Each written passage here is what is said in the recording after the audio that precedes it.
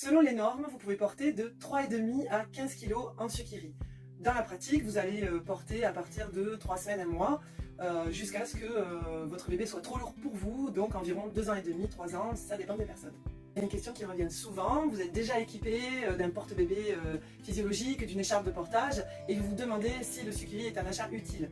Eh bien ça dépend, j'ai envie de vous dire, mais en même temps, quand vous chaussez par exemple, vous avez des chaussures de randonnée, des baskets, des chaussures de ville, et ça ne vous empêche pas d'acheter des tongs ou des claquettes. Le Sukiri, c'est un peu cette fonction-là, c'est un portage d'appoint qui complète votre portage principal.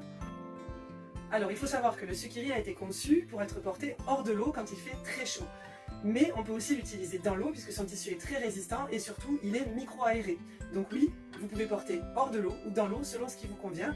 Et il peut être aussi accepté dans les piscines, il faut demander à l'avance si le Sukiri est autorisé.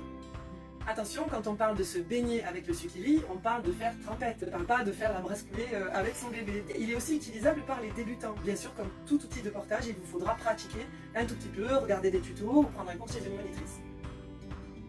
Alors, la réponse est non, on ne peut pas porter au dos avec le Sukiri. Ici, je porte plutôt en ventral pour un tout petit bébé qui va avoir les jambes plus regroupées, ici comme ça. Puis quand l'enfant grandit, on peut le passer sur la hanche. Et le Sukiri est très peu encombrant. Comme vous le voyez, il a une fonction pop-up. Il se met dans sa petite poche et il est vraiment très léger.